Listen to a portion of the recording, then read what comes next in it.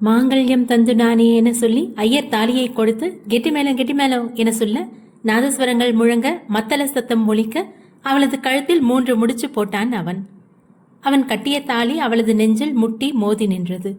அவனது முகத்தை நிமிர்ந்து பார்க்க அதில் தெரிந்த கோபத்தை பார்த்த அவளுக்கு இப்பொழுதே பூமிக்கு அடியில் சென்றுவிட மாட்டோமா என்று இருந்தது. ஒரு பெண்மணி குங்குமம் கொடுக்க அதை அவளது பிறை நெற்றியில் வைத்தான் அவன். குங்குமம் வைத்தவன் அப்படியே சரிந்து விழ பயத்தில் கத்திக்கொண்டே எழுந்தாள் அவள். வேர்த்து விறுவிறுக்க அதனை தன் கையினால் துடைத்தவள் தண்ணீரை எடுத்து குடித்தவள் மணியை பார்க்க அதிர்ந்தாள். விடியற்காலை 5 மணியை காட்டியது கடிகாரம். ஐயோ, விடிகாலிலேயே கண்ட கனவு பலிக்கோன்னு சொல்லுவாங்களே, என்ன இது, என்னைக்கும் இல்லாம இப்படி ஒரு கனவு என நொந்தவள் அதற்கு மேல் தூக்கம் வராமல் போர்வையை விலக்கிவிட்டு எழுந்து காஃபி போட்டு எடுத்துக்கொண்டு பால்கனியில் நின்று மொத்த பெங்களூரு சிட்டியையும் வேடிக்கை பார்த்தாள். 1000 மக்கள் தொகை கொண்டுள்ள அந்த பெங்களூரு சிட்டியில் தனக்காக யாரும் இல்லை என எப்போதும் போல் வருந்தினாள். எதற்காக இருக்கிறோம், யாருக்காக சம்பாதிக்கிறோம், எதற்காக வாழ்கிறோம் என தெரியாமல் வாழும் ஒரு வாழ்க்கையை எப்போது போல் நினைத்து வருந்தியவள் கண்களில் வழிந்த கண்ணீரை துடைத்து கொண்டாள். அவள் பெயர் பாரதி. பெயருக்கு ஏற்ப தைரியமும் அழகும் கொண்ட 24 வயது மங்கை. பெங்களூரில் உள்ள ஒரு பெரிய மென்பொருள் கம்பெனியில் வேலை செய்கிறாள். அவளது தேவைக்கு அதிகமாகவே சம்பாதிக்கிறாள். தன் தேவை போக மீதி பணத்தை தான் வளர்ந்த ஆசிரமத்திற்கு அனுப்பிவிடுவாள். அவள் வளர்ந்தது எல்லாமே ஆதரவற்றோர் இல்லம்தான். அவள் பள்ளி படிப்பு வரை அங்குதான் வளர்ந்தாள். காலேஜ் சேர்ந்ததும் அங்கிருந்து வெளியேற வேண்டிய கட்டாயம் வர அங்கிருந்து வெளியே வந்து வேலை செய்து கொண்டே படித்து முடித்து தற்போது ஒரு பெரிய நிலையில் இருக்கிறாள். அவளுக்கென்று இருக்கிற ஒரே ஒரு உறவு அவளது காதலன் யோகேந்திரன். அவள் மேல் உயிரையே வைத்திருப்பவன். அவனாகவே வந்து காதல் சொல்ல அதை மறுக்க காரணம் இல்லாததால் பாசத்துக்காக இயங்குபவளுக்கு தன்மேல் பாசம் கொண்டுள்ள ஒருவனை இழக்க மனம் இல்லாமல் சரி என்று அவனது காதலை ஏற்றுக்கொண்டாள். அவனுக்கு அடுத்து எல்லாமே அவளது தோழி காவியாதான். நேரமாக தன்னை நிதானப்படுத்தியவள் சிறிது நேரத்தில் ரெடியாகி தன் காரை எடுத்துக்கொண்டு கிளம்பினாள். காலை சூரியன் மெல்ல தன் கதிர்களை பூமிக்கு அனுப்பி வெளிச்சமாக்க பறவைகளும் தன் இனங்களை விட்டு பிரிந்து இறை தேட சென்ற காலை பொழுதில் ஊட்டி மட்டும் குளிரில் பனி படலத்துடன் ரம்மியமாக காட்சியளித்தது. நந்தவனம் எஸ்டேட் ஒரு மிகப்பெரிய பரப்பளவை உள்ளடக்கிய எஸ்டேட். அதில் யாருக்கும் இதுவரை தெரியாத ஒரு சுரங்கம். அதில் மடிந்து பிரணமான சடலங்கள் ஏராளம். அந்த எஸ்டேட்டுக்கு சொந்தமானவர்களுக்கு கூட அப்படி ஒரு சுரங்கம் இருப்பது தெரியாது. அந்த சுரங்கத்தில் கை கால்கள் கட்டப்பட்டு இனி ஒரு அடி அடித்தாலும் செத்துவிடும் நிலையில் ஒருவன் உட்கார்ந்திருந்தான். அவனது கண்ணில் மரண பயத்துடன் தன் எதிரே அமர்ந்திருந்தவனை பார்த்தான். அப்போ உனக்கு எதுவும் தெரியாது அப்படிதானே என்று அவன் கோபத்துடன் கேட்க, சாமி சத்தியமா எனக்கு தெரிஞ்சதெல்லாம் சொல்லிட்டேன், என்னை விட்டுருங்களேன் என கெஞ்ச, சரி விட்டுற என்றவன் நொடியும் தாமதிக்காது தனது பாக்கெட்டில் இருந்த பிஸ்டலை எடுத்து அவனது நெற்றியில் குறிவைத்து சுட அவன் கீழே விழுந்தான். அருண். Yes sir. இவனை என்ன பண்ணணும்னு தெரியும்ல? எஸ் சார், நீங்க போங்க, நான் பாத்துக்கிறேன். குட் என்றவன் வெளியே வந்தான். கூலிங் கிளாஸை போட்டுக்கொண்டு காரில் ஏறப்போக போன் வந்தது. அதை எடுத்தவன், சொல்லுங்கம்மா. இதுவரை இருந்தவன் காணாமல் போய் இப்பொழுது முற்றிலும் வேறொருவனாக மாறியிருந்தான். எங்க எதுவும் இருக்க? அவரது குரலில் இருந்த பதற்றத்தை கண்டவன், சொல்லுங்கம்மா, என்னாச்சு, ஏதாவது பிரச்சனையா? ஆமாடா, உன் பாட்டி சாப்பிட மாட்டாங்க. சாப்பிட்டு சரியான நேரத்துக்கு டேப்லெட் போடணும்டா, இல்லைன்னா அவங்களுக்கு ரொம்ப சீரியஸ் ஆயிரும். எனக்கு ரொம்ப பயமா இருக்குடா என்ன சொல்ல, பாட்டிக்கு என்ன வேணும்னு எனக்கு தெரியுமா, இன்னைக்கு ஈவினிங்குள்ள அவங்க நினைக்கிறது நடக்கும், நான் சொன்னேன்னு பாட்டிக்கிட்ட சொல்லுங்க என்றவன் போனை வைத்தான். தன் போனை எடுத்து டயல் செய்தவன், கௌஷிக், நான் இப்போ உடனே பெங்களூர் போகணும், ஃப்ளைட்டுக்கு டிக்கெட் போடு. I am on the way. Okay sir என்றதும் போனை வைத்தவன் காரை எடுத்துக்கொண்டு புழுதி பறக்க அங்கிருந்து சென்றான். அவன் பெயர் யதுநந்தன். 27 வயது ஆடவன். வளர்ந்து வரும் தொழில் அதிபர்களுள் அவனும் ஒருவன். அவனை கண்டு மயங்காத பெண்களே இல்லை. ஆனால் யாரையும் தன்னை நெருங்க விடாமல் தன் கண் பார்வையினாலேயே தடுத்து நிறுத்துவான். கோடிக்கணக்கான சொத்துக்கு ஒரே வாரிசு. மிகப்பெரிய கூட்டு குடும்பத்திற்கு மூத்த பையன். அவனுக்கு தன் குடும்பம்தான் எல்லாமே. அந்த குடும்பத்துக்காக எதையும் செய்ய துணிபவன். ஏர்போர்ட்டில் காரை நிறுத்த அவனது PA கௌஷிக் டிக்கெட்டுடன் ரெடியாக இருந்தான். அவனிடம் சென்று டிக்கெட்டை வாங்கியவன் அவன் செய்ய வேண்டிய வேலைகளை சொல்லிவிட்டு ஃப்ளைட்டுக்கு டைமாக அவனிடம் விடை பெற்று ஃப்ளைட்டில் சென்று ஏறினான். பெங்களூர் ஏர்போர்ட்டில் நின்று கொண்டிருந்தாள் பாரதி. தன் எதிரே இருந்த காவியாவிடம், ஏய் என்னடி சொல்ற என்று பதட்டத்துடன் கேட்க, ஆமாண்டி, என் பாட்டி, அதான் என் அப்பாவோட அம்மாவுக்கு உடம்பு சரியில்லையா, என்னை பார்க்கணுன்னு ஆசைப்படுறாங்களாமா. சரிடி, அதுக்கு என்ன, நியாயமான ஆசை தானே. நீ புரியாம பேசாத பாரதி, உனக்கு தான் தெரியும்ல, நான் சின்ன வயசா இருக்கும்போது அப்பாவும் அம்மாவும் பிரிஞ்சுட்டாங்க. அம்மா என்னை கூட்டிட்டு போயிட்டாங்க. அதுல இருந்து அப்பாவோட ரிலேஷன்ஷிப்பே விட்டு போயிருச்சு. அதான் தெரியுமே. அதுக்கும் இப்போ நீ போய் பார்க்கறதுக்கும் என்ன சம்மந்தம் என புரியாமல் கேட்க, அம்மாவுக்கு நான் அங்கே இருக்கிறது பிடிக்கல, அப்படி அங்கே போனால் உயிரோட இருக்க மாட்டேன்னு சொல்கிறாங்கடி. இது என்னடி வம்பா போச்சு என பாரதி வருத்தப்பட, எனக்கு என் அம்மா தாண்டி முக்கியம், அவங்க பேச்சை என்னால் மீற முடியாது. சரி, அதுக்கு எதுக்கு நீ இப்போ இவ்வளோ அவசரமாக லண்டன் கிளம்புற? என் அத்தை பையன் இப்போ என்னை கூட்டிகிட்டு போகிறதுக்கு இங்கே வரான். கொஞ்ச நேரம் முன்னாடி தான் அவன் பிஏ ஃபோன் பண்ணி விஷயத்த சொல்லி ரெடியாக இருக்க சொன்னான். அதான் அம்மா என்னை கிளம்பி லண்டன் வர சொல்லிட்டாங்க என்று அவள் விளக்க, அப்போ பாட்டி நிலைமை? அவங்க பாவண்டி, உறவுகளே இல்லாத எனக்கு தாண்டி அதெல்லாம் புரியும் என்றால் கண்கள் கலங்க. உனக்கே தெரியும், அம்மா வாழறதே எனக்காக தான். அவங்கள மீறி என்னால் எதுவும் செய்ய முடியாதுரி. வேணும்னா இதுக்கு ஒரு வழி இருக்கு. என்னடி என பாரதி கேட்க, எனக்கு பதில் நீ அங்கே போ என்று அவள் சொல்ல அதிர்ந்து போனாள் பாரதி. ஆமாடி, அவங்க யாரும் என்னை பார்த்ததில்ல, அதனால என்ன மாதிரி நீ அங்கே போ. ஒரு 2 days அங்கே இருந்துட்டு கிளம்பி வந்துடு. அவங்களும் சந்தோஷப்படுவாங்க. ப்ளீஸ் டி, எனக்காக என்று அவள் கெஞ்ச, இத்தனை நாளில் எதுவும் கேட்காத தன் தோழி முதல் முறையாக கேட்டதை அவளால் மறுக்க முடியவில்லை. முகம் தெரியாத அந்த பாட்டியின் நலனுக்காகவும் போக முடிவெடுத்து சம்மதம் சொன்னாள்.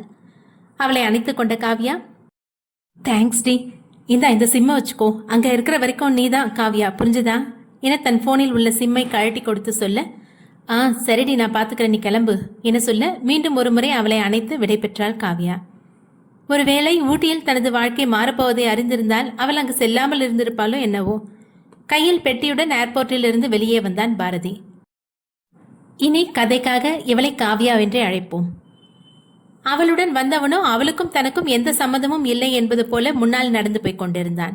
அவனை பின்தொடர ஏறக்குறைய அவள் ஓடினாள் என்றே சொல்லலாம். அழகான விடியல், குளிரான காற்று, மேகம் மூடிய வானம், முகம் காட்ட துடிக்கும் சூரியன், அந்த சூரியனுக்குள் தன்னை புதைத்துக் கொண்டிருக்கும் வெண்ணிலா என இயற்கை அழகு தாண்டவமாட ரம்மியமாக காட்சியளித்தது ஊட்டி. ஏர்போர்ட்டிலிருந்து கிளம்பிய யது காரை வேகமாக செலுத்தியவன் காரை நிறுத்திய இடம் நந்தவனம் எஸ்டேட். அவள் கீழே இறங்கி சுற்றுப்புறத்தை ரசித்துக் கொண்டிருக்க, கீழே இறங்கிய யது அவளது கையை பிடித்து இழுத்து கொண்டு உள்ளே சென்றான். இப்ப எதுக்கு இவன் இப்படி இழுத்துட்டு போறான்? இது வரைக்கும் வந்தவளுக்கு உள்ள வர தெரியாதா? சரியான முசுடா இருப்பான் போல என மனதில் நினைத்து கொண்டாள். வீடு நன்றாக பிரம்மாண்டமாக இருந்தது. வெளிவாசலில் இருந்து ஒரு 10 நிமிட பயணத்திற்கு உள்ளே வந்தால் இருந்தது அவ்வளவு பெரிய பங்களா. அவளை வீட்டு வாசலில் நிறுத்தியவன் வெளியிலிருந்து அம்மா என கூப்பிட, மங்களகரமான முகத்துடன் வெளியே வந்த ஒரு பெண்மணி அவளுக்கு ஆரத்தி எடுத்தார். என்ன இது ஆரத்தியெல்லாம் எடுக்கிறாங்க என அவள் புரியாமல் பார்க்க, அதை உணர்ந்தவர் போல, இது இந்த வீட்டு பழக்கமா என்று சிரித்தார். காவ்யாவுக்கு அவரை பார்த்ததும் பிடித்துவிட அவளும் பதிலுக்கு சிரித்தாள். ஆரத்தி தட்டை பணிப்பெண்ணிடம் கொடுத்தவர், அழகா லட்சணமா இருக்கா என நெட்டி முறித்து, வலது கால் வச்சு உள்ள வாமா என்று சொல்ல, அவரது வார்த்தையை மீறத் தோணாமல் வலது கால் எடுத்து வைத்து உள்ளே வந்தாள். மொத்த குடும்பமும் ஹாலில் இருந்தது. அத்தனை பேரையும் பார்த்தவளுக்கு ஏதோ சூரிய வம்சம் சமுத்திரம் படம் பார்ப்பது போல இருந்தது. அவள் அவர்களை வியப்புடன் பார்க்க, அவர்கள் அனைவரும் அவளை பாசத்துடன் பார்த்தனர். பாட்டி எங்க அம்மா என எது கேட்க, அவங்க ரூம்ல இருக்காங்க என்று அவனது அம்மா சீதா சொன்னார். பூஜை அறைக்கு அவளை அழைத்து சென்றான். மற்றவர்கள் வெளியவே நிற்க, உள்ளே சென்றதும் அவள் சாமி கும்பிட, அவனோ அங்கு சாமி படத்தின் கீழே இருந்த தாலியை எடுத்து அவளது கழுத்தில் கட்டினான். அங்கிருந்த குங்குமத்தை எடுத்து நெற்றியில் வைத்து விட்டான்.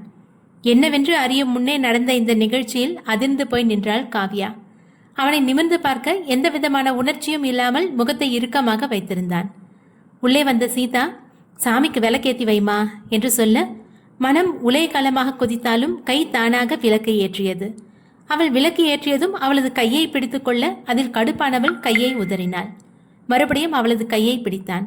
இப்பொழுது அவனது பிடி இறுக்கமாக இருந்தது. வலியால் அவளது கண்கள் கலங்கியது. அதையெல்லாம் பொருட்படுத்தாது அவளை இழுத்து கொண்டு பூஜை அறை பக்கத்தில் இருந்த ஒரு அறைக்குள் சென்றான். அங்கு வயதான ஒரு பெண்மணி படுத்திருந்தார். அவரின் அருகில் சென்றவன் மெதுவாக அவரது கையை பிடித்து பாட்டி என அழைக்க மெதுவாக கண் விழித்தார். அவனின் அருகில் நின்றிருந்தவளை கண்டு சந்தோஷப்பட்டவர் எழுந்து உட்கார முயற்சிக்க அவர் எழுந்து உட்கார உதவி செய்தான். அவளையே பார்த்து கொண்டிருக்க, பாட்டி இது நீ சொல்லவே வேணாம் குட்டி, என் பேத்தி தானே என்று மலர்ந்த முகத்துடன் கேட்க, ஆமாம் பாட்டி, நீங்க சொன்ன மாதிரி உங்க பேத்தியை கல்யாணம் பண்ணிட்டேன். அதை கேட்டு சந்தோஷம் அடைந்தவர் அவளது கழுத்தில் தொங்கிய மஞ்சள் தாலியையும் நெற்றியில் இருந்த குங்குமத்தையும் பார்த்தவர் கண்களில் ஆனந்த கண்ணீர் வந்தது. அவளது கையை பிடித்த பாட்டி, இந்த பாட்டியை பார்க்க வர்றதுக்கு உனக்கு இவ்வளோ வருஷம் ஆயிடுச்சா? உன் அம்மா தான் பிடிவாதக்காரி, நீயாவது அவங்களுக்கு சொல்லி புரிய வச்சிருக்கலாம்ல. சரி விடு, இனி இல்லை, சரியாயிரும். இனிமேல் இந்த பாட்டியை விட்டு நீ எங்கேயும் போகக்கூடாது, போக மாட்டேன்னு சத்தியம் பண்ணு என கையை நீட்ட, காவியாவிற்கு என்ன செய்வதென்று தெரியவில்லை. யது அவளை தீர்க்கமாய் முறைக்க அவளது கை தானாக அவருக்கு சத்தியம் பண்ணியது. அவளது கையை பற்றி முத்தம் கொடுத்த பாட்டி, சரி குட்டி, இவளை கூட்டிட்டு போய் எல்லாருக்கும் அறிமுகப்படுத்து என சொல்ல அவரிடம் விடை பெற்று அவளை வெளியே கூட்டிக் கொண்டு வந்தான். அவள் ஏதோ ரோபோ போல் அவன் சொல்வதையெல்லாம் கேட்டபடி நடந்தாள். கல்யாணமான அதிர்ச்சியிலிருந்து இன்னும் வெளியே வரவில்லை அவள். தன் கையில் இருந்த வாட்சை பார்த்தவன் சீதாவிடம், அம்மா எனக்கு கம்பெனிக்கு டைம் ஆச்சு, நான் கிளம்புறேன் என அவன் கிளம்ப, என்ன எது இது, இன்னைக்கு கூட நீ கம்பெனி போகணுமா என்று குறைப்பட, இன்னைக்கு என்ன என்றான் புருவத்தை உயர்த்தி. என்னடா புரியாத மாதிரி கேட்குற, இன்னைக்கு தானே உங்களுக்கு கல்யாணம் ஆச்சு. அதுக்கு என்ன இப்போ, எனக்கு 365 நாளும் ஒன்று தான், நான் கிளம்புறேம்மா. அது இல்லடா, அவளுக்கு இது புது இடம், புது மனுஷங்க, நீ கூட இருந்தா அவளுக்கு பெட்டரா இருக்கும்ல. அவளுக்கு நானும் புது மனுஷன்தாம்மா, அதான் இத்தனை பேர் இருக்கீங்கல்ல, பார்த்துக்கோங்க என்று விட்டு அவள் அங்கு இருப்பதே தெரியாதது போல் அங்கிருந்து சென்றான். தன் வாழ்க்கையை நினைத்து நொந்து போனாள் காவியா. அவளது கையை பற்றிய சீதா, நீ வந்து உட்காருமா, நான் போய் உனக்கு குடிக்க ஏதாவது கொண்டு வரேன் என்று உள்ளே சென்று ஜூஸை கொண்டு வந்து கொடுத்தார். அவள் வேண்டாம் என்று மறுக்க அவளது தலையை வருடியவர், உன் நிலைமை புரியுதுமா, இந்த கல்யாணம் உனக்கு அதிர்ச்சியாக தான் இருக்கும், ஆனாலும் நீ அதை ஏற்றுக்கிட்டு தான் ஆகணும். உனக்கு நாங்கள் எல்லாரும் இருக்கோம், என்னை மாமியாரா நினைக்காம உன் அம்மாவா நினச்சிக்கோமா என ஆறுதல் சொல்ல அவரது தோளில் சாய்ந்து கொண்டாள் காவியா. அவர் நீட்டிய ஜூஸை வாங்கி குடித்தாள். அவள் குடித்து முடித்ததும், வாமா, இந்த குடும்பத்தில் இருக்கவங்கள உனக்கு அறிமுகப்படுத்தி வைக்கிறேன் என சொல்ல அவளும் எழுந்து சென்றாள். இந்த எஸ்டேட்டு பேரு நந்தவனம். இங்க நம்ம வீட்டை சுத்தி கண்ணு கெட்டின தூரம் வரைக்கும் இருக்கிற தோட்டம் எல்லாம் நம்மளோட தான். இதெல்லாம் உருவாக்கி இதை கட்டி காத்தவர் இந்த வீட்டு பெரியவர் பேரு அருணாச்சலம். எங்க அம்மா பேரு வேதநாயகி. அப்பா தவறிட்டாங்க. இப்ப நீ உள்ள பார்த்துட்டு வந்தல்ல, அவங்க தான் எங்க அம்மா. அவங்களுக்கு 3 பசங்க, 2 பொண்ணுங்க. மூத்தவர் பேரு ரவி, அவரோட மனைவி சுபத்ரா, அவங்களுக்கு ஒரு பையன் 2 பொண்ணு. பையன் கார்த்திக், அவனோட மனைவி சோபிகா, அவங்களோட மகன் ஆதேஷ். பொண்ணுங்க பேரு மகா, ஸ்வேதா. காலேஜ் 3rd இயர் படிக்கிறா மகா, ஸ்வேதா 2nd இயர் படிக்கிறா. அடுத்தது நான், என் பேரு சீதா, என் கணவர் பேரு ராம்குமார், அவர் பரம்பரை பணக்காரு. அவர் சின்ன வயசுலயே அம்மா அப்பா இறந்துட்டாங்க.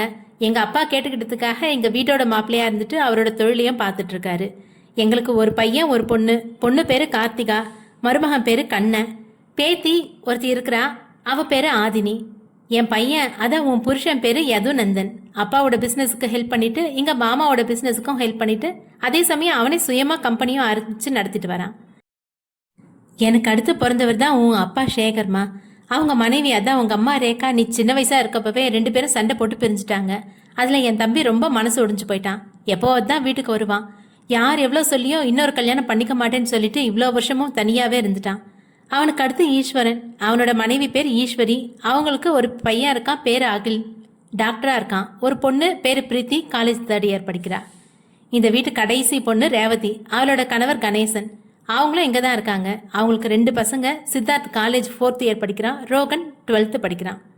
எல்லோரையும் அறிமுகப்படுத்தியவர் அவளிடம், எல்லாரும் ஒன்னா ஒரே குடும்பமா கூட்டு குடும்பமா தான் இருக்கும். உன்னை என் பையனுக்கு கட்டி வைக்கணும் அப்படின்றது உன் தாத்தா, அதான் என் அப்பாவோட கடைசி ஆசை. அதை பற்றி உன் அம்மா கிட்ட பல தடவை பேச முயற்சி செஞ்சு பார்த்தோம், ஆனால் அது முடியவே இல்லை. அதை நினச்சே பாட்டிக்கு உடம்பு சரியில்லாமல் போயிடுச்சு. அவங்களும் படுக்கையில் படுத்துட்டு கடைசியாக பார்க்கணுன்னு சொன்னது உங்கள் கல்யாணத்து தான். எதுவும் முதல்ல இதுக்கு ஒத்துக்கல, ஆனால் தாத்தாவோட ஆசை, பாட்டியோட பிடிவாதம் அவனை ஒத்துக்க வச்சது. அவன் பார்க்க முரட்டுற மாதிரி தான் இருப்பான், ஆனால் குடும்பத்துக்கு ஒன்றுனா யோசிக்காம செய்வான். பாசத்தை வெளியில் காட்ட மாட்டான். எல்லாரும் குடும்பம் குழந்தைன்னு இருக்கப்ப உன் அப்பா மட்டும் தனியாகவே இருப்பான். அவன் மேலே எதுவுக்கு பாசம் அதிகம். அவன் கூட உன்னை சேர்த்து வைக்கணும் அப்படின்னும் உன்னை கல்யாணம் பண்ணிக்கிட்டான். எப்படியோ நீ வந்துட்ட, உன்னை வச்சு உன் அம்மாவையும் என் பையன் கூட்டிகிட்டு வந்து உன் அம்மாவையும் அப்பாவையும் சேர்த்து வச்சிருவான் என்று அவர் சந்தோஷத்துடன் சொல்ல காவியாவுக்கு என்ன செய்வதென்றே தெரியவில்லை. ஒரு பெரிய சிக்கலில் மாட்டிக்கொண்டது மட்டும் அவளுக்கு புரிய, அந்த சிக்கலை தீர்த்து அதிலிருந்து எப்படி வெளியே வருவது என தெரியாமல் தடுமாறி நின்றாள். சீதா அவளை யதுவின் அறைக்கு கொண்டு வந்து விட்டுவிட்டு செல்ல உள்ளே வந்தவள் அப்படியே பெட்டில் அமர்ந்தாள். அவன் கட்டிய தாலி கழுத்தில் கிடந்ததை தொட்டு பார்த்தாள். காலையில் அவள் கண்ட கனவு பழித்து விட்டதை நினைத்தவள் ஒரே நாளில் தனது வாழ்க்கை மாறி போனதை நினைத்து கதறி அழுதாள். நான் யாருக்கு என்ன பாவம் பண்ண? சின்ன வயசுல என்னை பெத்தவங்க என்ன வேணான்னு ஆசிரமத்துல போட்டுட்டு போயிட்டாங்க. அப்போல இருந்து எனக்கு இது வரைக்கும் கிடைக்காத எல்லா உறவுகளோட பாசத்துக்கும் ஏங்கினேன். அது தப்பா? என் உயிர் தோழிக்கு உதவி செய்யணும்னு இங்க வந்தேன். முன்ன பின்ன தெரியலன்னாலும் ஒரு வயசானவர் உயிருக்கு போராடிட்டு இருக்காங்கன்னு அவரை காப்பாத்துறதுக்காக இங்க வந்தேன். ஒவ்வொரு பொண்ணுக்கும் கல்யாணம் அப்படின்றது எவ்வளோ பெரிய கனவு. நானும் எவ்வளோ கனவு கண்டிருப்பேன். எனக்கு மட்டும் ஏன் இப்படியெல்லாம் என் சம்மதம் கூட கேட்காம நடக்கணும் என நினைத்தவள் தேற்றுவதற்கு கூட ஆள் இல்லாமல் கதறி அழுது கொண்டிருந்தாள். அப்போது போன் அடிக்க அதை எடுத்து யார் என்று பார்க்க அதில் தன் அருகே அழகாக சிரித்து கொண்டிருந்தான் யோகி. அவனை கண்டதும் அழுகை இன்னும் அதிகமாகவே அழுது தீர்த்தாள். மறுபடியும் மறுபடியும் யோகியிடமிருந்து போன் வர அதை எடுத்தவள் அழுது கொண்டே அனைத்தையும் சொல்லி முடிக்க யோகி சொன்ன விஷயத்தை கேட்டு அதிர்ந்தவள் அவன் சொன்னபடி செய்வதாக கூறி போனை வைத்தாள். வேதநாயகியின் அறைக்கு சீதாவும் சுபத்ராவும் சென்றனர். அவர்களை பார்த்ததும் எழுந்து அமர்ந்தார் வேதநாயகி. அவர்களை பார்த்து அவர் சிரிக்க அவர்களும் சிரித்தனர். சுபத்ரா எழுந்து சென்று கதவை சாத்திவிட்டு வர, என்ன மருமகளே, உன் மாமியாரோட ஆக்டிங் எப்படி என்று சிரிக்க, 100க்கு 100 மார்க்கத்தை, சும்மா சொல்லக்கூடாது, யாருக்கும் சந்தேகம் வராத மாதிரி நல்லா நடிச்சிங்க என சுபத்ரா புகழ, ஆமா நீ, நான் கூட அம்மா இந்த ஐடியா சொல்றப்ப பயந்துட்டே தான் இருந்தேன், எது கண்டுபிடிச்சுவான்னு. ஆனா அம்மாவோட நடிப்புல ஆளானப்பட்ட எதுவே ஏமாந்துட்டா என சொல்ல, என்னடி கிண்டல் பண்றியா என வேதநாயகி கேட்க, கண்டுபிடிச்சிட்டீங்களா என சீதா சிரிக்க சுபத்ராவும் சிரித்தார். எதுவும் என் பேராண்டி, அவனை யாராலையும் ஏமாத்த முடியாது, அப்படி அவன் ஏமாந்துட்டான்னு நினைச்சா நாம தான் முட்டாள் என வேதநாயகி சொல்ல சீதாவும் சுபத்ராவும் அதிர்ந்து போயினர். அதிர்ச்சி மாறாமல், என்ன அத்தை சொல்றீங்க, அப்புறம் அவன் எப்படி காவியாவை கல்யாணம் பண்ணிக்கிட்டான்? என் யூகம் சரி அப்படின்னா அவன் காவியா அப்பா சேகருக்காக தான் அவளை கூட்டிட்டு வந்து கல்யாணம் பண்ணியிருப்பான். என்னம்மா சொல்றீங்க, கொஞ்சம் புரியுற மாதிரி சொல்லுங்களேன் என சீதா பயத்துடன் கேட்க, எதுவை பத்தி தான் நமக்கு தெரியுமே, அவனை ஏமாத்தணும்னு நாம நினைக்கிறதுக்குள்ள அதை அவன் கண்டுபிடிச்சிருவான். நிச்சயமா சொல்றேன், நான் நடிச்சேன்னு அவனுக்கு தெரியும், ஆனாலும் அது என்னோட உண்மையான விருப்பம், அவன் தாத்தாவோட கடைசி ஆசை, அப்புறம் சேகர், இதையெல்லாம் யோசிச்சுதான் இந்த முடிவை எடுத்திருப்பான். நீங்க சொல்றது உண்மை அப்படின்னே வச்சுக்கிட்டாலும் இதை பத்தி எதுவும் நம்ம கிட்ட எதுவுமே கேட்கலையாத்த என சுபத்ரா சந்தேகமாக கேட்க, நீங்க நம்பலல்ல, சரி நம்ம டாக்டருக்கு ஃபோன் போடுங்க என வேதநாயகி சொல்ல, அத்தை அது வந்து, அட போடுமா, உங்க சந்தேகத்தை நான் தீர்த்து வைக்கிறேன் என சொல்ல சீதா தன் போனில் இருந்து தங்களது குடும்ப டாக்டர் ராஜாராமுக்கு கால் செய்தார். சில ரிங் போனதும் அவர் போனை எடுக்க, சொல்லு சீதா, அம்மா உங்ககிட்ட பேசணுமா அண்ணா? சரிம்மா, போனை அம்மா கிட்ட கொடு என சொல்ல சீதா போனை வேதநாயகியிடம் நீட்ட, இதை ஸ்பீக்கர்ல போடு சீதா. சரிங்கம்மா, போட்டுட்டேன், பேசுங்க. ராஜா, எப்படிப்பா இருக்க? நான் நல்லா இருக்கேம்மா, நீங்க நல்லா இருக்கீங்களா? எனக்கு என்னப்பா, என் பேரனோட பையனை பார்த்துட்டு தான் போவேன் என சொல்லி சிரிக்க, சொல்லுங்கம்மா, என்ன திடீர்னு கூப்பிட்டுருக்கீங்க, ஏதாவது முக்கியமான விஷயமா? ஆமாப்பா, எனக்கு ஒரு விஷயம் நீ சொல்லணும். என்னம்மா, கேளுங்க. எனக்கு உடம்பு சரியில்லைன்னு ஒரு டிராமா போட்டோம்ல, அது எதுக்கு தெரியுமா, உங்ககிட்ட பேசினானா என வேதநாயகி கேட்க, அம்மா அது வந்து என அவர் தயங்க, பரவாயில்லப்பா சொல்லு, எனக்கு எல்லாம் தெரியும், இருந்தாலும் உன் வாயால கேட்கணும்னு சொல்லு. ஆமாம்மா, எதுக்கு எல்லாம் தெரியும், உங்களை வந்து வீட்டில் பார்த்து பேசினதும் ஹாஸ்பிட்டலுக்கு தான் எது வந்தான். அவன் கேட்ட உடனே என்னால் மறைக்க முடியல, பயத்தில் எல்லாம் சொல்லிட்டேம்மா. அவனுக்கு தெரியும்னு உங்ககிட்ட சொல்ல வேணான்னு சொல்லிட்டாம்மா, என்னை மன்னிச்சிடுங்க என அவர் சொல்ல, அட பரவாயில்லப்பா, ஒரு பிரச்சனையும் இல்லை, எதுக்கு ட்ராமா போட்டேனோ அது நடந்துருச்சு, நீ ஒன்றும் கவலைப்படாத, நான் மறுபடியும் கூப்பிடுறேன் என சொல்லி ஃபோனை வைத்தார். ஃபோனை சீதாவிடம் கொடுத்த வேதநாயகி, இப்போ என்ன சொல்கிறீங்க ரெண்டு பேரும்? நீங்கள் சொன்னது கரெக்ட் தான் அத்தை, உங்கள் அனுபவம் எங்களுக்கு வராது என சுபத்ரா சொல்ல, என்னை விட எதுவை நீங்கள் நல்லா புரிஞ்சு வச்சுருக்கீங்கம்மா, ஆனால் எது ஏன் இதை கேட்கல? அதான் சொன்னேனே, நான் சொன்னதெல்லாம் தான் காரணம். அதுவும் இல்லை அப்படின்னா அவன் வேற ஏதோ திட்டத்தோடு தான் இதை செஞ்சுருக்கணும். அவன் காரணம் இல்லாமல் கண்டிப்பாக இதை செஞ்சுருக்க மாட்டான். நான் ஒரு விஷயத்த நினைக்கிறேன், அதுவான்னு விசாரிச்சுட்டு சொல்கிறேன், ஆனால் அதுவா மட்டும் இருந்தால் அந்த பொண்ணை நாம தான் காப்பாற்றணும். என்னம்மா சொல்கிறீங்க, எனக்கு பயமாக இருக்குமா என்ன சீதா சொல்ல, ஆமாம் அத்தை, எதுவோட கோவம் நமக்கு தெரியும், பாவம் அத்தை, அந்த பொண்ணு இன்னும் கல்யாணம் ஆன அதிர்ச்சியில இருந்தே இன்னும் வெளியில் வந்திருக்க மாட்டா, இதில் அவனோட கோவத்தை எப்படி அத்தை அவள் தாங்குவா?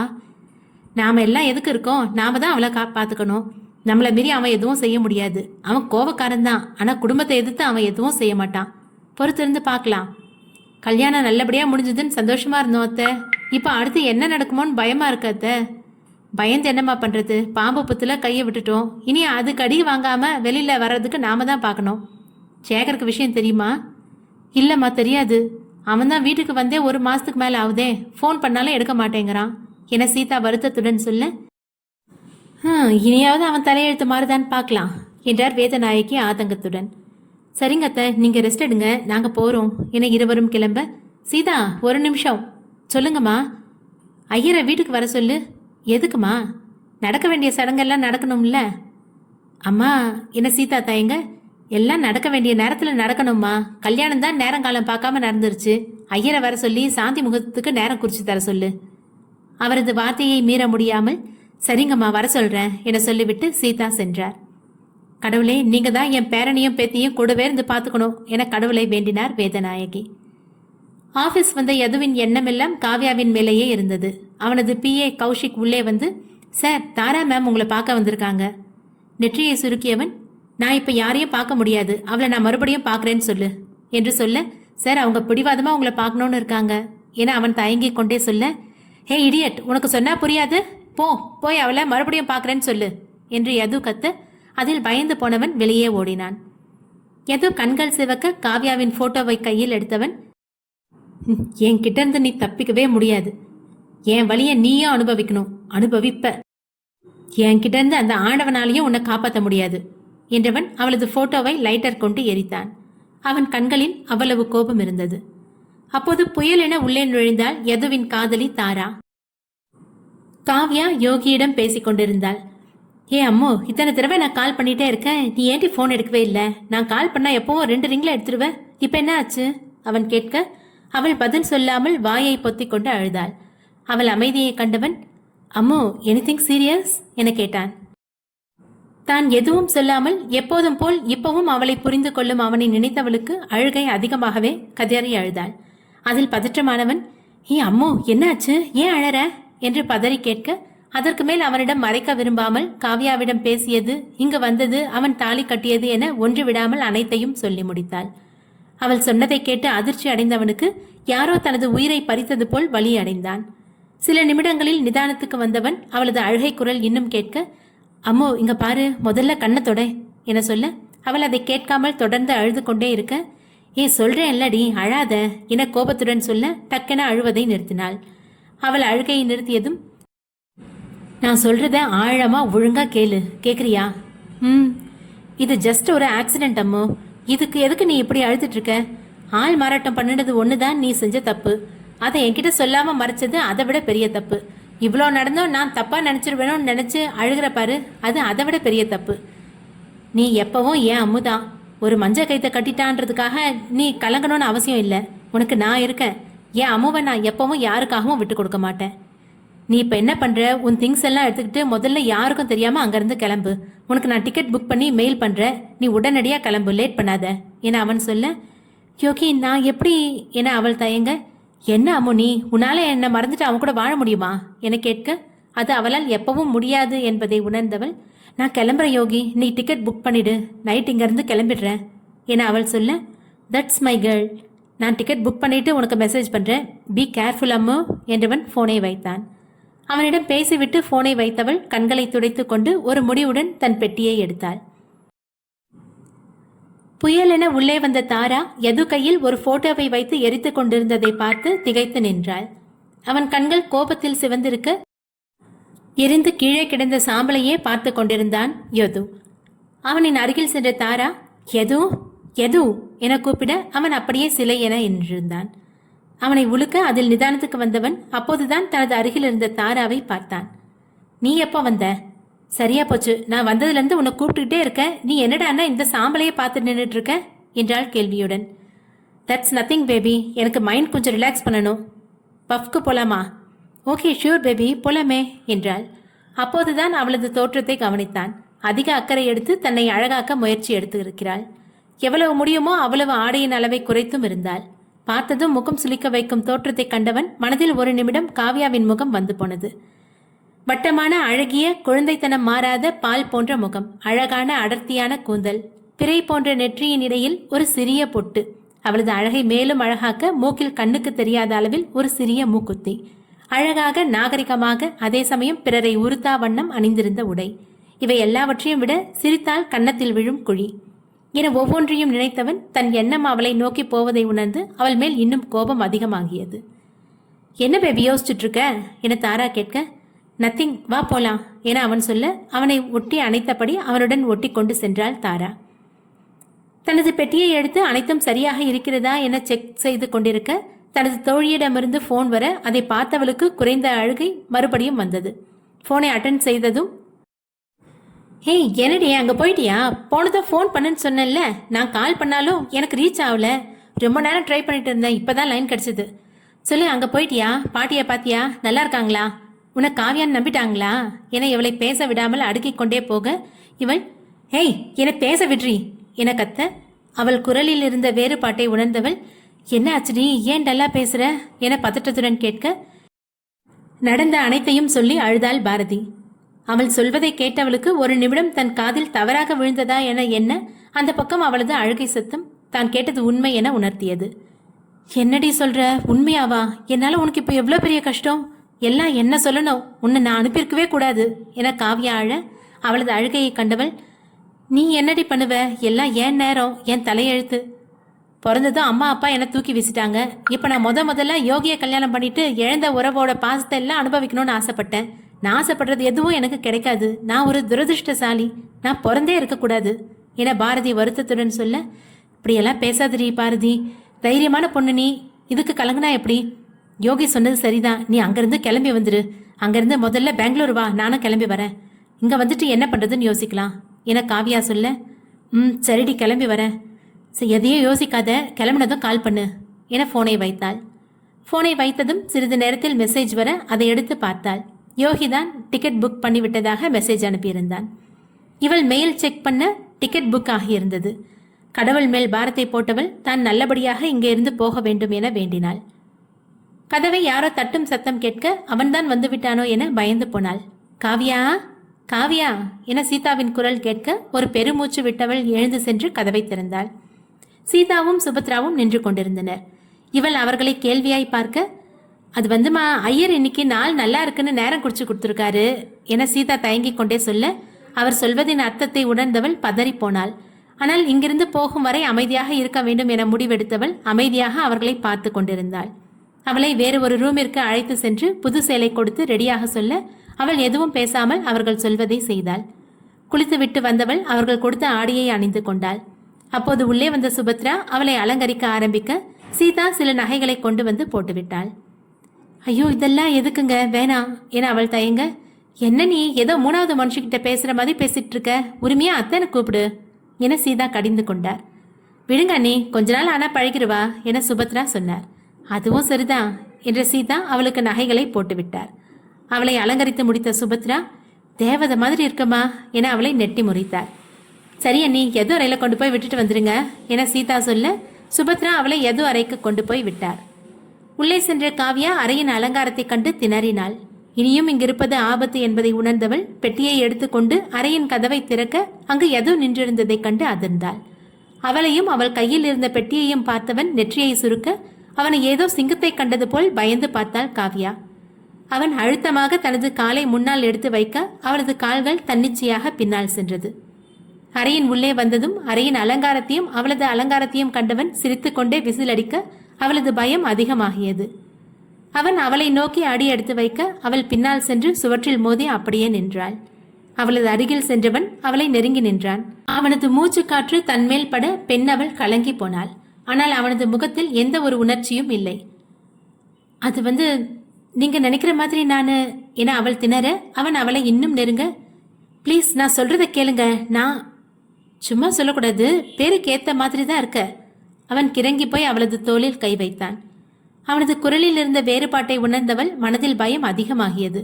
மனதில் தைரியத்தை வரவழைத்து கொண்டவள் மெல்ல, நீங்க நினைக்கிற மாதிரி நான் காவியா இல்ல, நானு என வார்த்தைகள் தந்தி அடிக்க, ரதி, பாரதி என்றான் யது.